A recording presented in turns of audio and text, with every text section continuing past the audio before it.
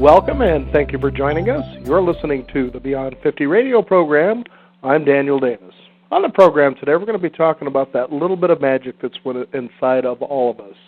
That is that unique thing called energy that we can use for many different things, such as healing, maybe even cheering up other people from faraway places. We're also going to explore a deeper path than that. On the program today, we're going to be talking about Reiki Shamanism, which is the title of the book. It's a guide to out-of-body healing. And I'd like to welcome to the Beyond 50 radio program our guest, Mr. Jim Pathfinder Ewing. Jim, thank you for joining us here on the Beyond 50 radio program. Thank you. It's wonderful to be on.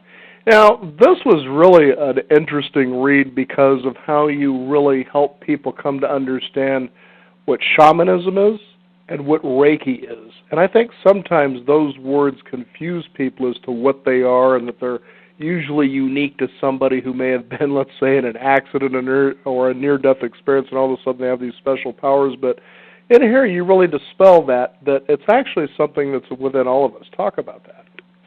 Well, yes, as I say in the book, it's something that each one of us has this ability to see or to vision. It's just that it's not something that's brought out with us. The book actually, that book, Reiki Shamanism, which was my fourth book, takes Reiki, which is a hands-on form of healing formulated in the early 1900s by Dr. Usui in Japan, and with shamanism, which is a way or method of communing with spirits, one might say, or actually the word shaman is a Siberian word. It means one who sees in the dark. So when you combine the two, it becomes a very powerful healing modality. The Reiki itself is one that is a way of healing that is actually far older than Dr. Usui had, but he's the one who is popularly seen as having brought Reiki to the fore, brought it to the West or whatever, as a form of Reiki, which is Ki, life force energy, and Rei, which is guided wisdom. Now, in your book, you talk about drumming as to kind of get into, I guess, the zone, if you will. Talk about that, if you could. Okay. Most of the healing modalities of energy medicine, of which Reiki and shamanism are both a part, rely upon being in the moment, that is, being totally in the moment, and which in my books I describe as being in the still point. And that means to be so totally in the moment that there's not the little chatter that constantly is within our minds and so forth. And essentially, all the healing modalities, which are energy medicine, are ways to contact the divine or get past the ego personality, which is our left brain, that little voice that chatters on and on. The right brain, which is the way of perceiving wholeness and symbols and accessing who we truly are, is the one who hears, and that's who you truly are, not the little voice that's hammered into you from parents and teachers and authority figures and so forth, but the silence, the one who hears. By using the drum, what that does is it's a constant beat that more or less mesmerizes, I guess you could say, the ego mind or personality to allow that other realm or a way of perceiving to open up. Now, what's really fascinating that you talk about is that you have this ability that you are able to work with healing people, and they don't really have to be within the same vicinity as you are. What kind of healing are we talking about here? Okay, in Reiki, you would find that there are symbols that do different things, and one of them is called the distance symbol. And so in Reiki, there already is a tradition of doing long-distance healing, and you can heal people, places, and things. Now, mind you, when I write about healing in all my books, I'm talking about healing from the standpoint of the native way or indigenous way, which is bringing into balance and harmony, not necessarily curing. In Western medicine, one cures the symptoms and therefore is healed in that way. But in the energy medicine of various modalities, it is a more holistic way of looking at things to bring a person into balance. But in Reiki, you have the long-distance healing symbol, which anyone who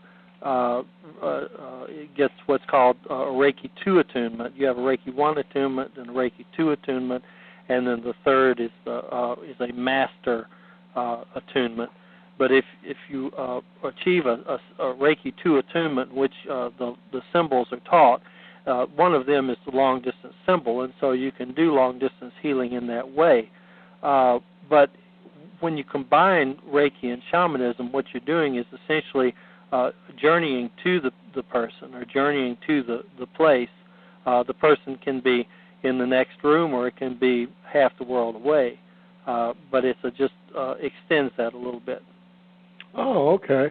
Now, tell us about some of the things that you've helped heal people with. I mean, it's clear in the book what you're talking about is that everything is made out of energy or is energy. It all intermixes, but then each bit of it kind of vibrates into its own reality. And a lot of quantum physics and now the self-help industry is really jumping all over this stuff as though it's some kind of a new thing. But, you know, as you say in your book, this shamanism has been around for like 30,000 more or plus years, longer than anything else that's out there. So these were people that were really in touch with that energy field that we're trying to, or that seems to be in that era today of being exploited, if you will.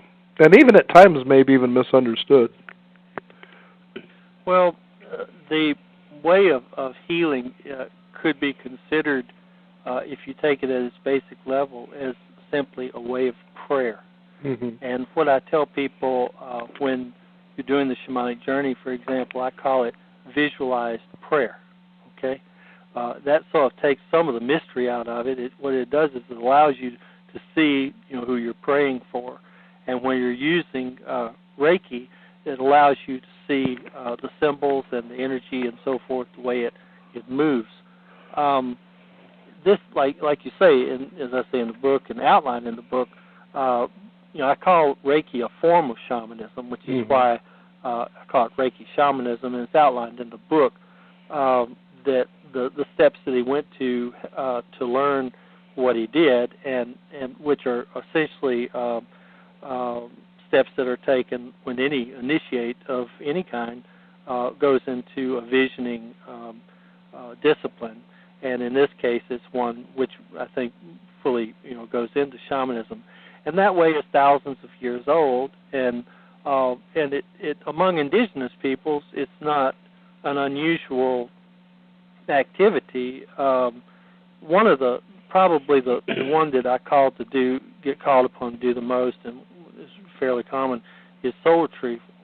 And soul retrieval occurs when you have an accident or traumatic event of any kind, and you actually shed soul pieces. And the example it's given is if you're driving a car and hit a tree, the last place you want your consciousness to be is when your head hits the steering wheel or whatever.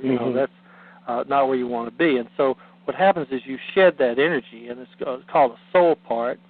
And that's frequently why people will remember everything that occurred up to the accident and everything afterwards, but they won't remember what happened during the accident itself, because that energy, that essential energy of yourself, is shed. And these pieces, these soul pieces, are shed, for example, for child abuse or child sexual abuse. It's very frequent. A lot of my clients who come to me because of that. They can be done shed through bad marriages or through divorce or through intense illness. For thousands of years in indigenous societies throughout the world, this was a recognized way of healing, that is to return these parts.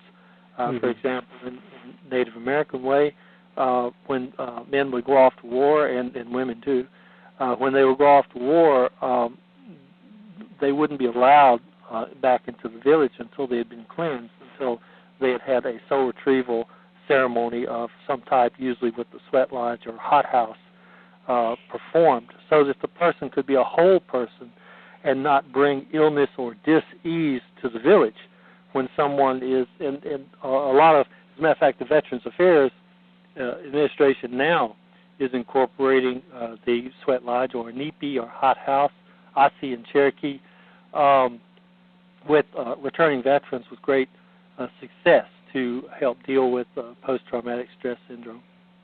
Well, that's a good point to make too, Jim, is because when you think about the warrior society, this was a group within the tribe, if you will, that was basically initiated through rites of passage to become the warriors, the protectors. By the same token, they came back and then they were sort of unwound, so to speak. So they were actually revered. They were respected for what their job was. But it's unfortunate that you've seen today, especially over the last 50 years, when it comes to veterans, it's sort of, yeah, well, thanks for the service, but we're going to toss you in a heap here. And you kind of think, wait a minute, doesn't something really need to be done? Which I'm glad to see that things such as this are actually occurring. Yes, I've actually worked with some military people and veterans counselor with this to help them to incorporate it into their own practice. If you want to know more about that, the Native American healing modalities, you might enjoy my book, Finding Sanctuary in Nature, Simple Ceremonies in the Native American Tradition for Healing Yourself and Others. Mm-hmm. And I've got a book coming out in October, which is Dreams of the Reiki Shaman, which expands on everything that's in the book of Reiki Shamanism, and as a result of classes and working with people and so on. Now, Jim, that will be a book that I would really be interested in visiting you with, and that is, and I've been kind of holding back on this, but you talk about dream time. And this is one of those areas that, according to, as I understand your book in Reiki Shamanism, this is how people can explore the possibilities of developing the skill sets necessary for shamanism and Reiki, being able to actually put it into true action. Talk about the importance of dream time. Okay. The book, Reiki Shamanism, really was a pathfinding book for a lot of people in that it took Reiki and shamanism and showed how Reiki as a form of shamanism went back into its history and showed how they dovetail, very nicely and incorporated it too. I'm not the only person to do it, and I'm certainly not the only person who has written a book on it. It's just that my book was very popular. It's been translated in several languages and had several editions, and it's proven to be very popular around the world. And when people read this, just for the listeners out there, you'll see why. It sort of reminded me, honestly, of the simplicity of Zen and the Art of Archery. 90 pages, but deeply profound, like it really grabs you and takes you on a journey. Well, I'm glad you enjoyed it, and it certainly is a very popular book. The next book, which is Dreams of the Reiki Shaman, takes that a step further. And what it does is, essentially, the first book, Reiki Shamanism, even though I've been practicing it for over a decade, came out in 2008. And since then, of course, I've had a number of classes. I've taught people how to do it, and had extensive correspondence. I invite people to come to my Facebook page, for example. I've got 8,000 fans, or whatever you want to call them, on there, likes, and I try to share things on there people enjoy. But happy to have people on there and everything. But through my classes and through correspondence and through traveling and so forth, and just from people who have read the book, what I did was I thought, okay, well, apparently a lot of people are interested in this, they're following it, and they're ready, I guess, for the next step. So what I did was I took a lot of from my files. Like I said, I've been doing this for a long time. Actually, the shamanism part I started 40 years ago. Wow. So I came relatively late to Reiki. But anyway, I went back into my files and gave examples so that people who were doing this could expand their healing practice and people who are new to it showed how they could do it in another way, broaden it in another way. Now, what I call in Dreams of the Reiki Shaman is I hope that I explain it in such a way that anyone can do it, can vision without the drum, or without anything, but more with a state of mind. Mm-hmm. And I hope that the book is successful in taking people step by step through what I call apprehending reality. Mm-hmm. That if you can apprehend reality, or what is true reality, that is without the chatter and so forth, to reach beyond it, see beyond it, then no matter what you're doing at any moment, you can see or perceive elements of non-ordinary reality. Well, I was, again, really drawn to that because I've been encouraged myself to actually write a book on lucid dreaming and the practice of it.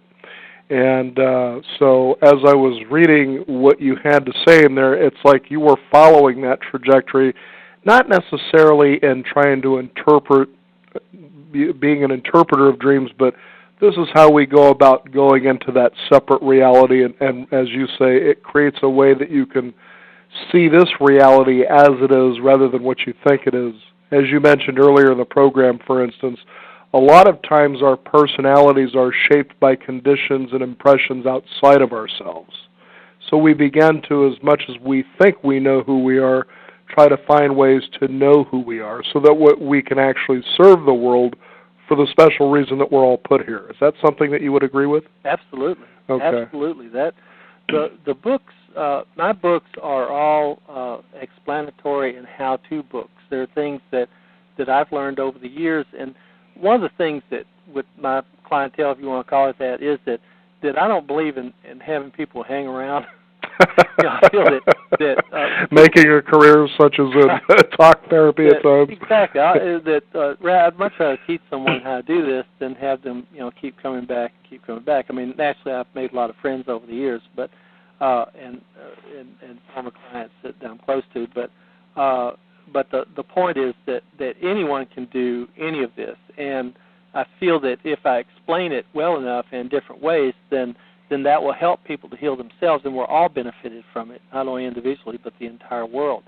What you were saying about dream time, I want to make one little thing here that there are two different times. I just had a class on this past weekend. I had a How to Journey class, and if you want to look on the classes that we offer, and we offer Reiki and Shamanism and everything, it's blueskywaters.com. Okay. blueskywaters.com.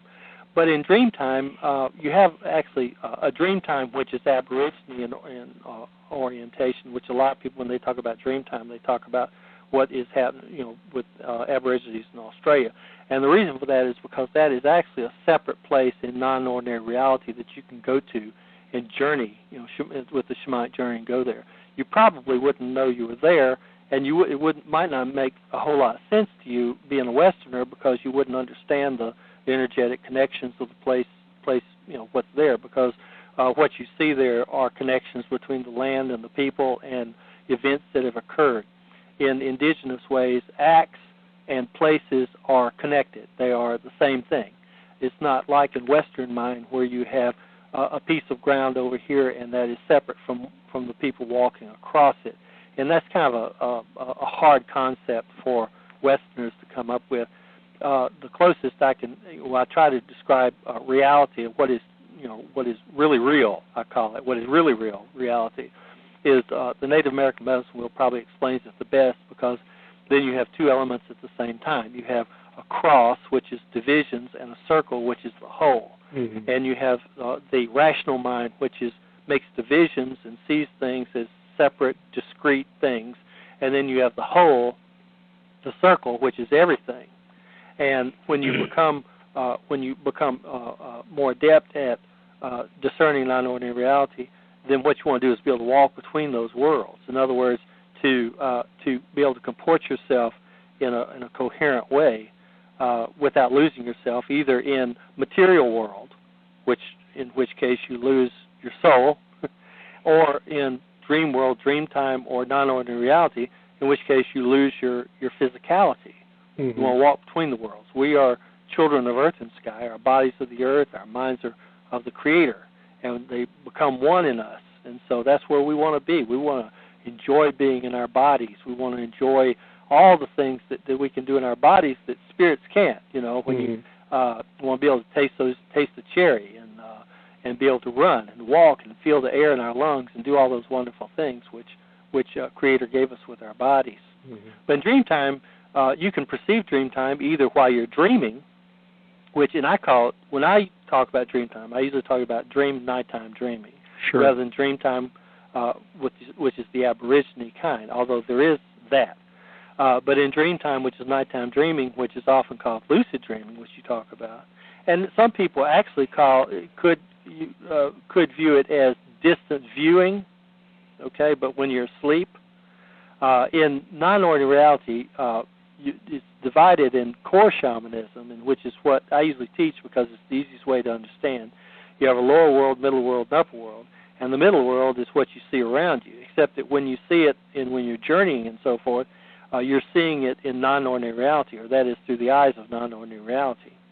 And I go into pretty good depth in that Reiki Shamanism, that when you journey, you can journey into the next room, and everything will appear distorted. For example, we used to have a little bitty TV set, and if you journeyed into that room where we watched TV, the TV would look huge, like a huge, big screen TV, because we spent so much time there staring at it. We were giving our energy to it. And so if you look at non-ordinary reality, it's huge compared to the rest of the room because that's what we were feeding energetically.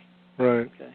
So I hope that in the next book, in Dreams of the Reiki Shaman, that I'm teaching people how to walk between the worlds through a variety of ways, and all ways and no ways, you might say. In other words, not only through nighttime dreaming or through using the drum, but also through merely perceiving, or as I call it, apprehending reality. I find it fascinating because what we're talking about here, especially what you're talking about in non-ordinary reality, is the idea of the existence of time and things being finite when actually things are tremendously infinite. Energy just, it may dissolve to form something else, but it never really goes away. It just becomes something else. Now, what's fascinating about just this subject, especially as you covered in your book, Reiki Shamanism, earlier in the program you talked about how people who might crash into a tree, for instance, won't remember that moment just before their head may impact the windshield, for instance. To give you an idea, there was a guy that I was talking with some years ago who, as they were driving down the highway, could see that there was a person attempting suicide by driving in the opposite lane. And he said it was the most surreal thing to see. It was like all of a sudden everything went into slow motion. He was just the observer of what was about to happen, and then of course it happened. And the guy succeeded at what he was attempting to do. And I said, it's really interesting when it comes to time, especially when you talk about non-ordinary reality, because there really isn't any time there. Now, my own experience would be, for instance, I'll be asleep, then I'll wake up at a particular moment and I'll realize, let's say that it's, 10:30 at night. Next thing I know is I fall asleep, then I wake up again. It's felt like hours now, and I realize it's only 10:32. And I kind of smile, realizing, okay, I've captured that moment where I've slowed time way down. So an hour's worth of sleep is going to be worth 10 hours. So when it comes to, people out there saying the good things for your health, you need this much or this many hours of sleep, I don't totally agree with these programs that these people are out there pitching, because when you're doing this kind of energy work that you describe here that is accessible to anybody, it's quite amazing how refreshing it can be just on the sheer possibility of slowing time down or making it stand still or speed up. Absolutely. Yeah, we call that all time, no time when you go into that state. In actually my book, Healing Plants and Animals from a Distance, Curative Principles and Applications, goes into much greater detail about the nature of time and sacred geometry and fractals and different ways in which you can, how that works, how something far away is actually right here. Each one of my books is really kind of a little slice of energy modalities, and so I can't really. I tell you what happened was the first book I wrote was sort of like more than anybody ever wanted to know about energy medicine, and and I sent around and nobody would look at it, and so I paid an editor to read it, and she said, Jim, you're going to have to break this up, and there's just, it's just mind-boggling. There's just too much here. Right. And so, especially in today's world, snap, or click a mouse, and that's all we want to see. And it's unfortunate, but what we're talking about takes work, but the expansion that happens is quite amazing. So, so what I've done is each book takes facets and explores them more in depth in a coherent way, I hope.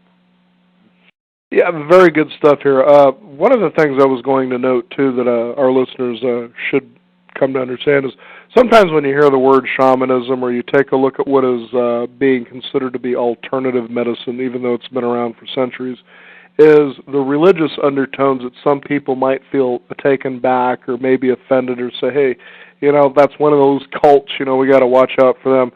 But you actually talk about in here, even in the Christian religion, that there's actually a Reiki website, ChristianReiki.com or something like that? Absolutely. Yeah. So, and as you say, it's not a religion. This is just a way that's good for everybody to incorporate, regardless of what their beliefs or thoughts are. Absolutely. There are, these are tools. Right. And that's what they are. They're you can use them in many different ways, and of course the way I try to teach them is just with integrity and with respect. But you can hold just about any type of religion that you care to, and certainly if you want to look at my clientele, probably 95% were Christian, and I've taught a number of people who, in some, matter of fact, one of my best students and sent me more people than anybody was the wife of a very prominent minister. So it's I don't want to get too far into the theology of it, but people, you don't have to be any type of individual to do these things. You're not. It's not like you give up being who you are to learn how to do Reiki or to learn shamanism. We have to put words on things so that people will understand what they are. And unfortunately, people often take words and use them as labels to say, and project things on them that may be negative because they're afraid of them or don't understand them or whatnot. I hope that with my books that I show that these are simply things that you can already do, and you're already doing them anyway. You just may not be aware of it. You're not as intentional as you'd like to be. Exactly. And if that weren't true, then how come self-help is so big? Yeah, right. Yeah, and actually, I thought it was funny when The Secret came out. I said, well, gosh, I thought everybody knew that. Yeah.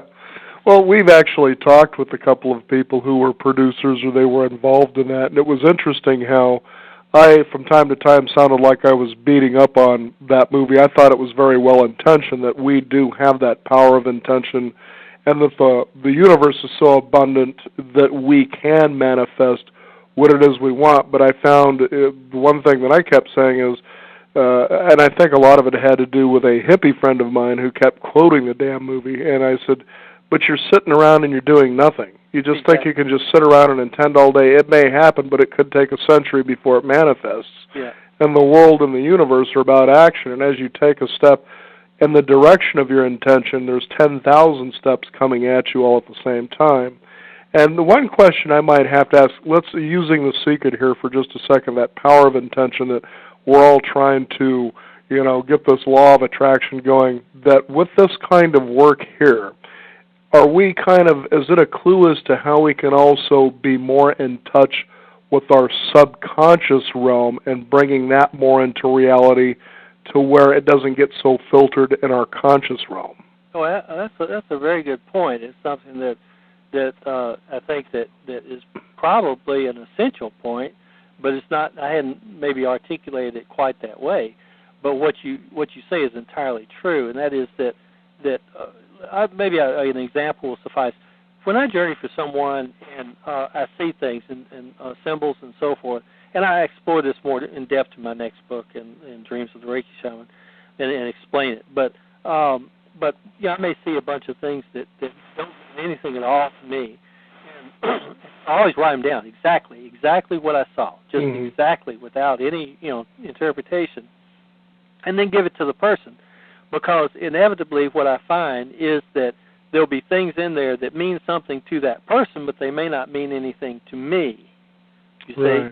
And for example, one example I think I give in the book, and may have given in other books too, is that one time a person wanted me to do a journey for her, and I journeyed. And I appeared in this bathroom, and it opened up, and there's like where one of those glass things, you open it up, it has everything, medicine chest in there, and there was a red toothbrush and a blue toothbrush, and I thought, well, that's interesting, and so I didn't think anything more about it. I closed it and then did something else. Well, when I just wrote it down. Now I could have tried to interpret that by saying, oh well, you need to brush your teeth, or that there's you have a choice here between a red thing and a blue thing. But I didn't. I just wrote it down. I just read to her what I saw. Well, the woman burst into tears because her husband had died, and her and what I just described was their medicine cabinet, and so for her it was what that element was a validation for her that I was truly seeing her and where she was and her predicament and stuff like that.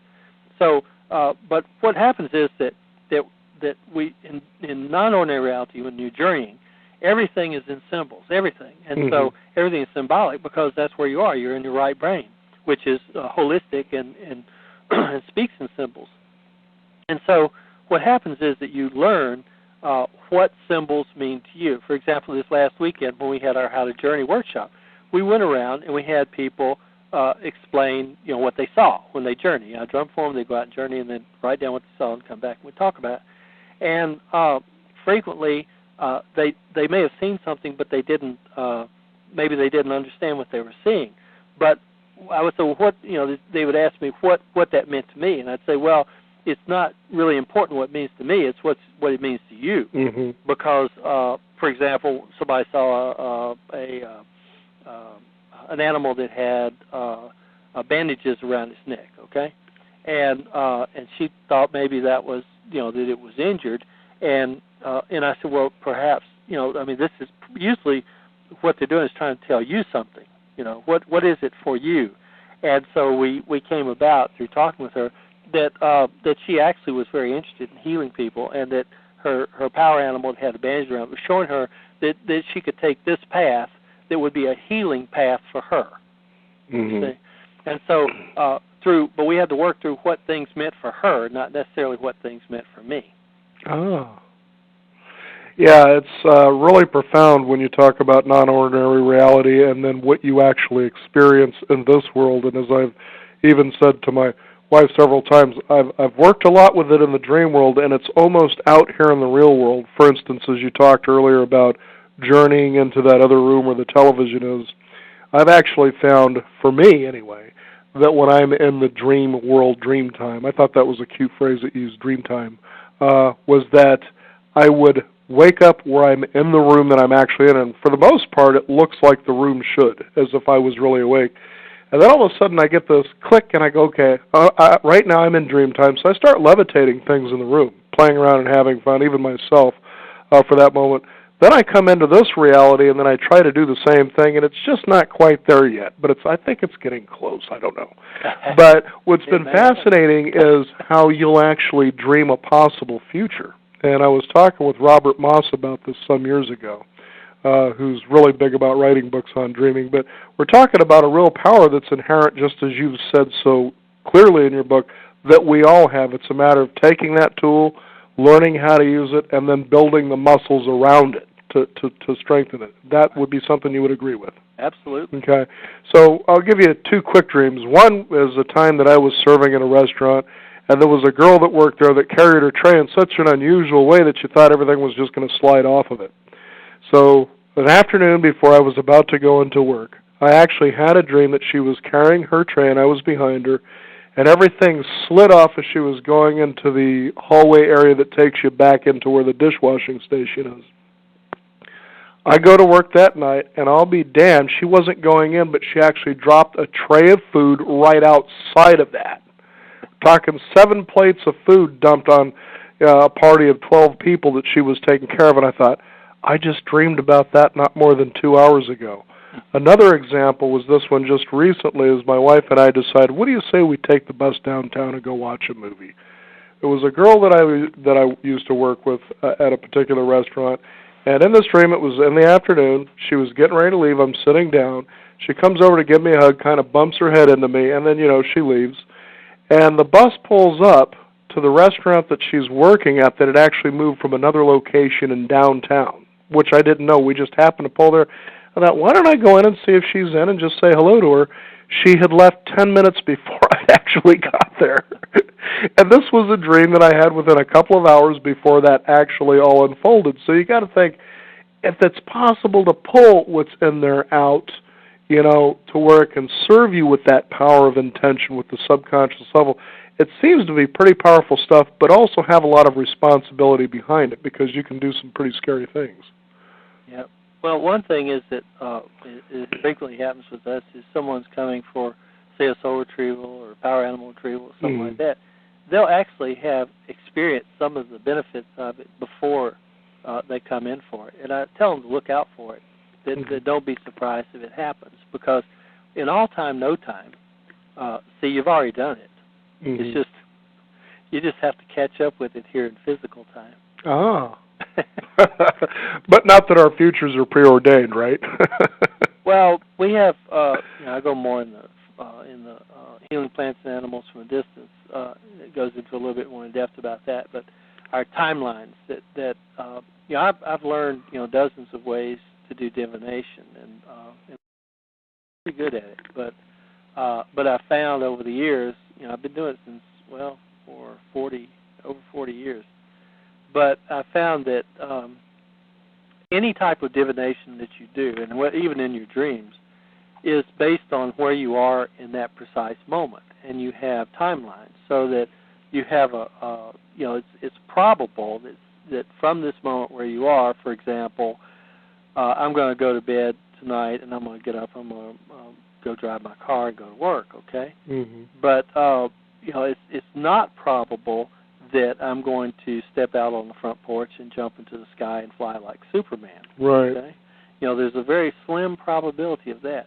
But remember, though, that we live in a universe that is limitless, that is infinite. And that's where human beings mess up, in that they think that, when you put all your knowledge in rational science in the 3D world laws, what we call laws, then where probability is what rules, then you say that is not going to happen. But in actuality, you have anything can happen, anytime. And it depends on exactly where you are in your timeline right now and which timeline, whether you're going to switch over to a couple of more timelines and do something else. In other words, if I choose right now to trip over that chair and break my leg, I'm not going to work tomorrow. Even though prior to that happening, there was like a 90% chance I was going to, based on years of doing the same thing every day, that would happen. You see? So divination is always, and whether it's in dream time or whether it's in what we call reality here, is always based on where you are at that moment, that particular moment. And that's why people say divination is unreliable. It's because, yes, it's true right now, but will it be true tomorrow? Will it be true the day after that? Will it be true the day after that? You say, well, that's a truism. That's just proves that divination doesn't work. No, it doesn't prove that divination doesn't work. What it proves is that our lives are infinitely more complex than we ever think about. Interesting way of looking at it. It also proves the existence of miracles, which is what happens anytime you do any type of energy work.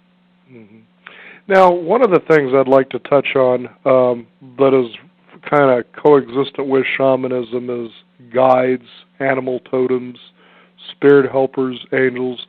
They're all around us all the time. Yes. Maybe at times people think about that and go, well, geez, I hope they don't catch me at my more embarrassing moments. But I found one story you shared in here about a particular animal, which was a cat that you didn't have the name of. and I'd like you, after, if you wouldn't mind sharing that story real quick, because I thought that was really a cute story. What power animals, angels, I mean, these are all people that or entities, beings, souls, whatever, energy, that are here to help and protect us.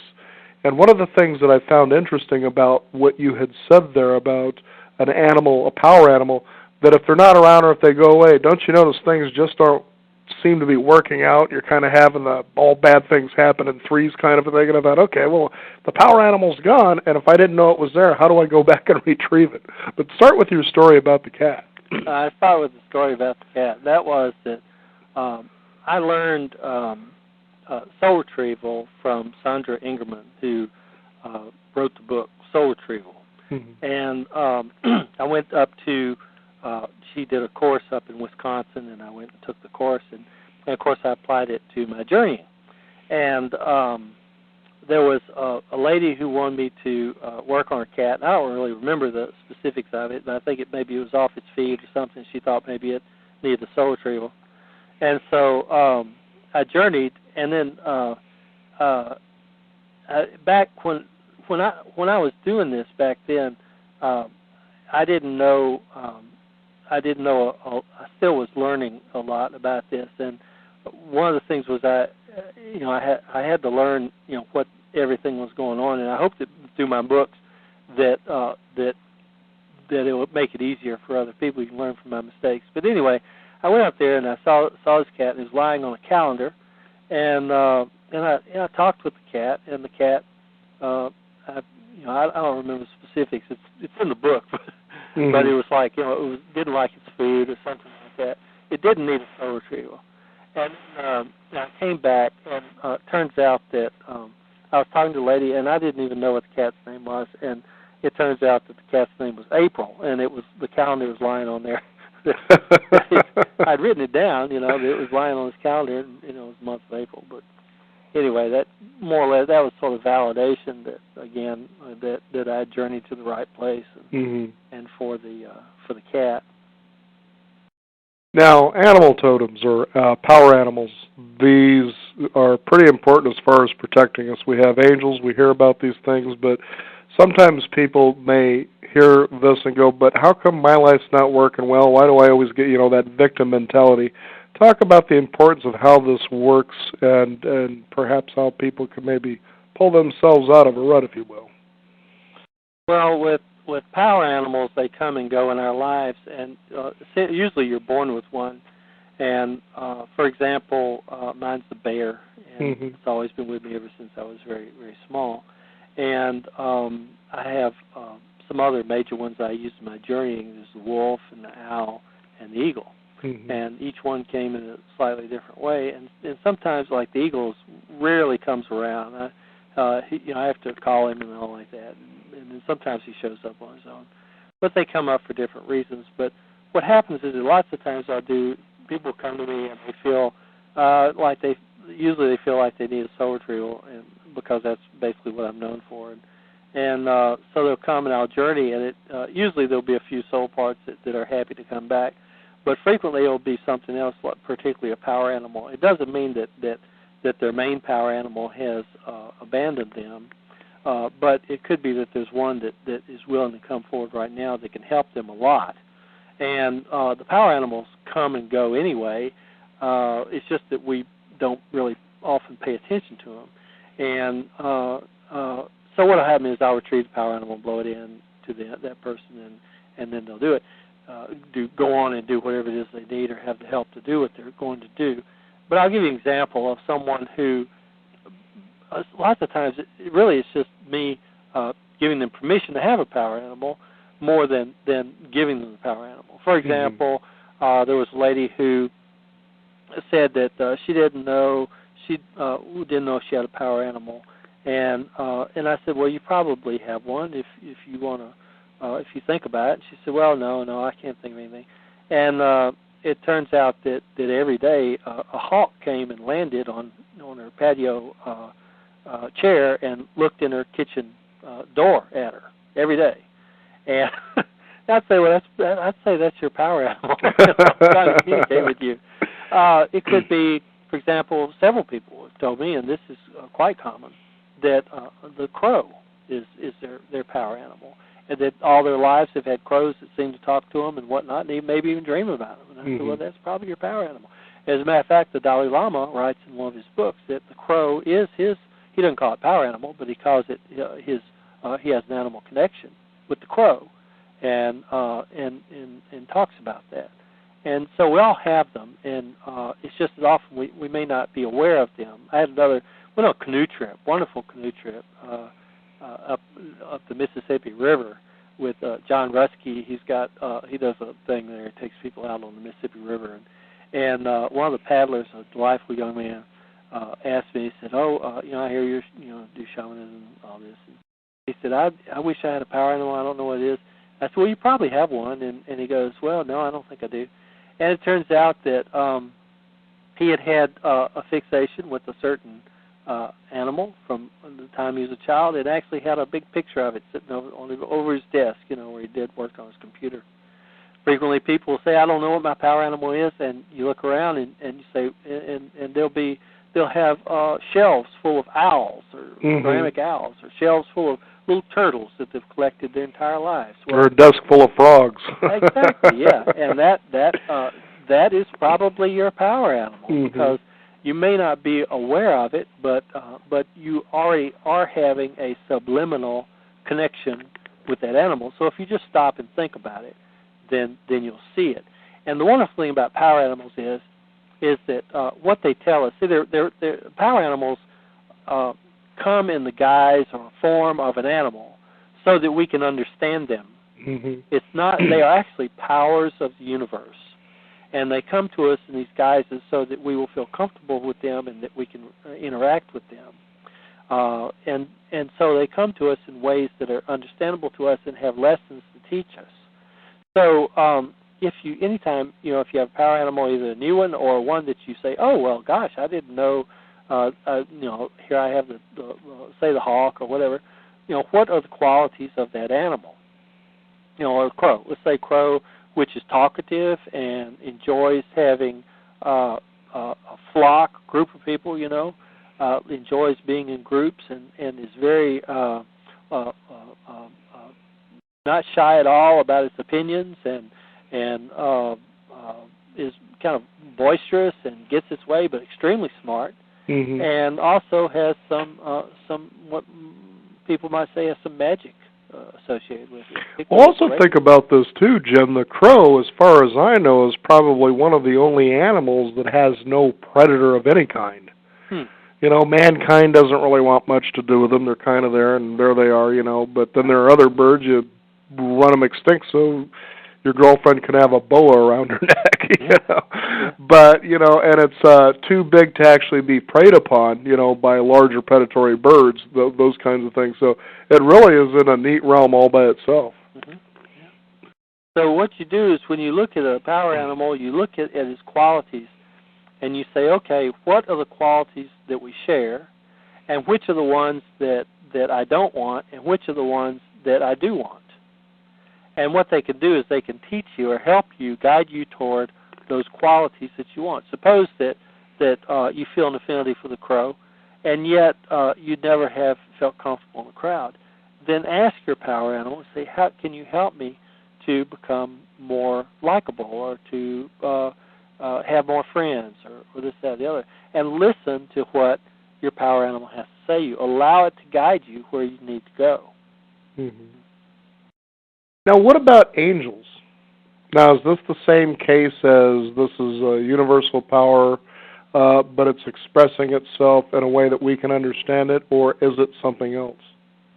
Angels are something else, and I've seen them, but they are powers that are quite different from a power animal.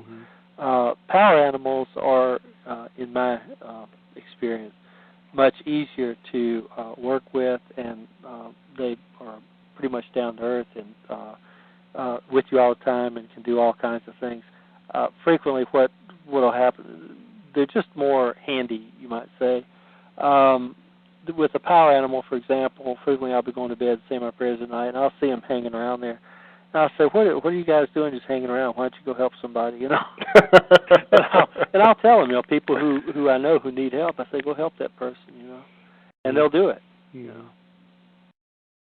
Fascinating stuff. The book is Reiki Shamanism. It's a guide to out-of-body healing, and our guest, Jim Pathfinder Ewing. If you can, Jim, let us know, how did you come to see your life in this direction starting as far back as 40 years ago?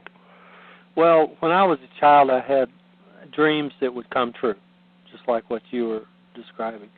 And they inevitably got me in trouble in that I would say what they were, and then people would look at me like I was crazy, and then it happened, and they'd like blame me for whatever happened. And so I learned to keep my Scapegoat. mouth shut. Yeah. And I had other things I could do too. For example, I could read people's minds, which was wasn't always there, but it would happen enough that it was very embarrassing. For example, I might be sitting there with a friend sitting by my side, and I would answer a question and realize that they hadn't asked it, they were just thinking it. And, of course, that was very embarrassing when I was a teenager and talking to girls on the phone. So, anyway, I had a kind of an odd childhood that way. And so I had to kind of lose it. When I was small, my father thought, you know, this is not good. You know, I remember he called me in one time. I'd been out there playing in the garden with my, quote, imaginary friends, unquote. And he said, you don't really see these things, do you? And, you know, there was like a green man, a peppermint man, all these little, you know, they were my friends out there in the garden and whatnot. And he said, you don't really see these, do you? And I said, yes, I do, Daddy. And he goes, no, you don't. And I go, yes, I do. And he said, no, you don't. And so I had to I'm going to say it louder and harsher to convince you. Right. You don't. So I had to go out and tell him goodbye. You know, my daddy says I can't see you anymore. And so really I spent the last 40 years, you know, learning to see him again. You know? Oh, boy. You know, and now you see a swelling of population that are beginning to think, you know, maybe there isn't a whole lot of nonsense in this like we once thought, that there's a lot more to this, and they're becoming more and more receptive. It's almost like the human imagination is re-engaging itself as it once did 10, 15, 20,000 years ago. And it's so encouraging. We've brought people like you on our program over the past 7, 8 years because a lot of times people, as they approach, you know, midlife, as they get to that point, you know, I went to the standardized way of living, of doing things the way people said realistically should be done, and I'm frustrated, I'm missing something, and I want to bring something back into my life so that I know that it was worth living entirely before I go, whenever that may be. And that's one of the biggest reasons that we like this kind of segment from, you know, that we bring on the program. Here's an alley, a pathway, a way for you to explore. You know, it's up to you to do what you will with it, but at least we're saying here it is. And I'm seeing and listening to conversations with people more and more often that they're not finding this to be hokey science anymore, that, you know, there's got to be a lot of truth to this, you know, because it exists. You don't just make this stuff up. Well, I think you're entirely right. There's two things here. One is that and you're over 50. I'm over 50. I'm 58. I'm going to be 59 here pretty soon. And you know, for those people who need time to exist, right? Yeah, exactly. To appreciate life. And you're absolutely right when you say that that people begin to look at what really is important to them and not be bound so much by what other people say or think or whatever.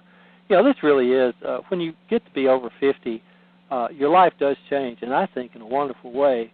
As a matter of fact, in Native way, you're not an elder until you're 52. Mm-hmm. And then that's when people are supposed to pay attention to you. Right.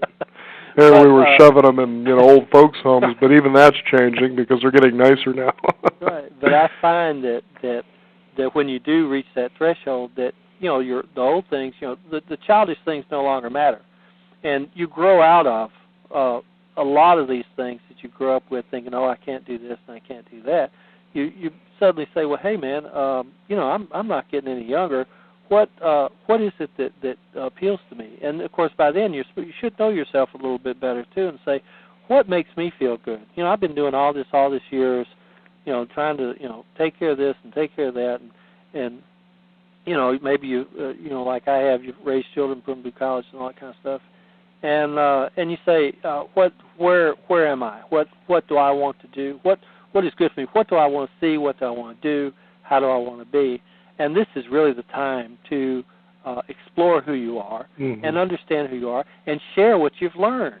I mean, what good is it if you've done all these things and enjoyed them and had a wonderful life if you can't share them with anybody or let them know what's going on? Right. Wonderful stuff. Again, Reiki Shamanism is the book. Our guest today, Jim Pathfinder Ewing. Jim, give out that website again for our listeners. It's www.blueskywaters.com. blueskywaters.com. Marvelous stuff. Jim, thank you for joining us here on the Beyond 50 radio program. Well, thank you for having me. You bet. Also, I want to thank you, the listeners out there. Remember, the path is yours. You just have to decide what it is. Reiki Shamanism is the book that can certainly get you started. I'm Daniel Davis. We thank you for joining us. Be sure to visit us at our website at beyond50radio.com. That's the number 50. Sign up for our free weekly e-newsletter. We'll also have this Reiki Shamanism posted on our blog, so be sure to visit that there as well. Again, thank you for joining us. This is the Beyond 50 radio program, and remember, live your day past halfway.